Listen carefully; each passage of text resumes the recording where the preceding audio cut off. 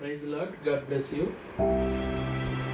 దైవ స్వరూపి, పరిశుద్ధ దైవ స్వరూపి అశేషం దేవుని మహాకృపను బట్టి ప్రియులారా, మరలా నన్ను మీ దగ్గరికి దేవుడు తీసుకొచ్చినందుకు దేవుని నామానికి మహిమ కలుగును గాక. ప్రియులారా, బైబిల్ గ్రంథంలో నుంచి దుఃఖపడి వారు ధన్యులు, వాళ్ళు ఓదార్చబడతారని పరిశుద్ధ లేఖనం సెలవిస్తుంది. అందుని బట్టి మత్తయి రాసిన సువార్త గ్రంథంలో నుంచి 5వ అధ్యాయము 1వ వచన భాగంలో నుంచి దుఃఖపడి వారు ధన్యులు, వాళ్ళు ఓదార్చబడతారనేది పరిశుద్ధ లేఖనాల ఆధార ప్రకారంగా ప్రియులారా, ఈరోజు ఎంతమంది దేవుని వాక్యమును ఆరాధించి దేవునితో సహాసం చేసి ఉన్నారో వాళ్ళ గురించి 2 నిమిషాలు మనం ప్రార్థన చేసుకుందాం.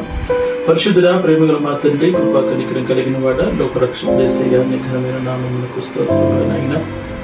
ఇదిగో నా తండ్రి ప్రభు, అల్పులము అయ్యకులము నా తండ్రి అయినా ప్రపంచాన్ని జ్ఞాపకం చేసుకుందయ్యా. రక్షణ లేక నన్ను ఎంతో మంది కాలగడపలో కలిసిపోతున్నారు అని బట్టి ప్రత్యేక వందనములు తండ్రి.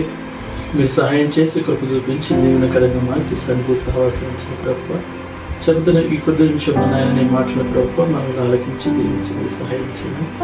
యేసయ్య పరిశుద్ధ నామమును బట్టి అడిగి వేడుకుంటున్నాను తండ్రి. మత్తయి రాసిన సువార్త గ్రంథంలో నుంచి 5వ అధ్యాయము. ప్రియులారా,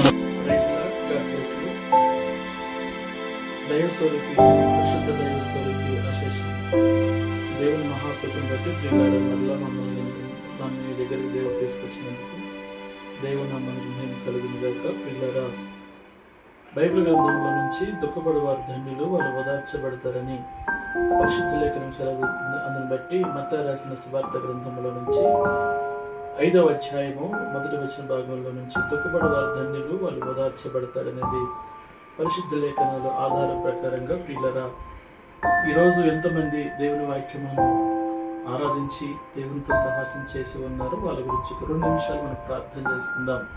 పరిశుద్ధుడా, ప్రేమగల మా తండ్రి, కృపా కనికరం కలిగిన వాడ, లోకరక్షకుడు యేసయ్య, నీ ఘనమైన నామమునకు స్తోత్రములనైనా. ఇదిగో నా తండ్రి ప్రభు, అల్పులము అయ్యకులము నా తండ్రి నైనా ప్రపంచాన్ని జ్ఞాపకం చేసుకుందయ్యా. రక్షణ లేక నన్ను ఎంతో మంది కాలగడపలో కలిసిపోతున్నారు అని బట్టి ప్రత్యేక వందనములు తండ్రి. మీరు సహాయం చేసి కృప చూపించి దేవునికరంగా మార్చి సన్నిధి సహవాసం ప్రభు చెబుతున్న ఈ కొద్ది నిమిషంలో నాయన నీ మాటల ప్రభు మనల్ని ఆలకించి దీవించి మీరు సహాయం చేయండి. యేసయ్య పరిశుద్ధ నామమును బట్టి అడిగి వేడుకుంటున్నాను తండ్రి. మత్తయి రాసిన సువార్త గ్రంథంలో నుంచి 5వ అధ్యాయము. ప్రియులారా, కూర్చుండగా ఆయన శిష్యులుగా వచ్చి అప్పుడు ఆయన నోరు తెరిచి ఇలాగ బోధింపసాగిన, ఆత్మవిషయమైన దీనులైన వారు ధన్యులు, పరలోక రాజ్యం వారిదని. దుఃఖపడే వారు ధన్యులు, వాళ్ళు ఓదార్చబడతారని పరిశుద్ధ లేఖనం సెలవిస్తుంది. ప్రియులారా, ఈ కాలమంలో ప్రభువైన యేసుక్రీస్తు వారు చెప్తున్న మాట ఏమిటంటే, ఆ దినమున ప్రభువైన యేసుక్రీస్తు వారు దేవుని కొరకు కొన్ని 100 మంది ప్రజలు జనసమూహమును కొండ ఎక్కి కూర్చుండగా ఆయన ప్రభు ఇలా కొనసాగించి మాట్లాడుతూ ఉన్నారు. తనతో ఉన్న శిష్యులందరూ కూడా, ప్రియులారా, ప్రభువా, ఇంతమంది ప్రజలు వచ్చారు, ఈ ప్రజలు ఎలాంటి వారు అడుగుతూ ఉన్నప్పుడు అందులో 4 రకాల గుంపులుగా ప్రభు చేయబడి ఉన్నది.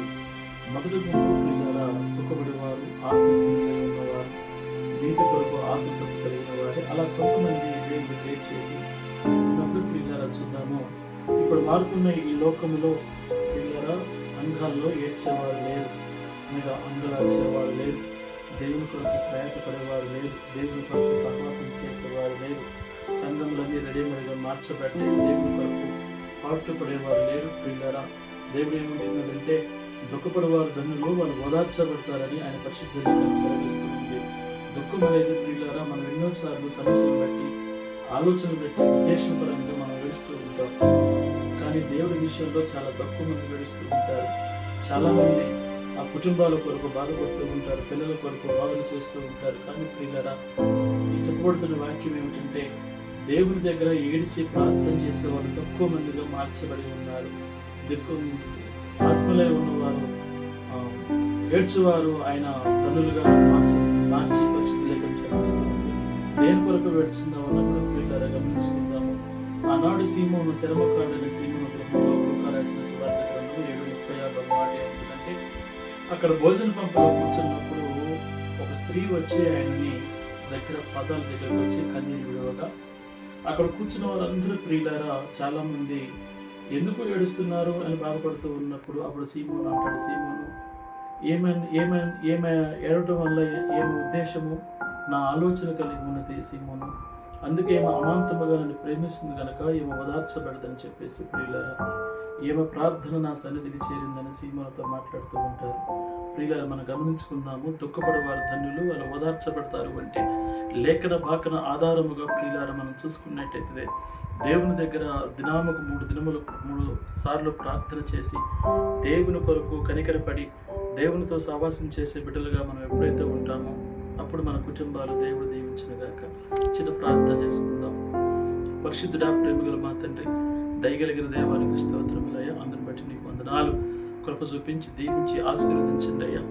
అనేక బిడ్డలను ఆయన మీరు జ్ఞాపకం చేసుకుని ప్రభుత్వ సన్నిధి సహవాసం కాపుదల దయచేసి కృప చూపించి దీవెనకరంగా మార్చని చెప్పబడుతున్న వాక్యం దేవునికి మీరు సహాయం చేసి, అవును ప్రభు, దుఃఖపడే వారు ధన్యులు, వాళ్ళు ఓదార్చబడతారని పరిశుద్ధ లేఖనం సెలవిస్తుంది తండ్రి. అందరిని బట్టి నీకు వందనాలు ప్రభు. మీరే సహాయం చేయమని యేసయ్య పరిశుద్ధ నామమును బట్టి అడిగి వేడుకుంటున్నాం తండ్రి. Praise lord.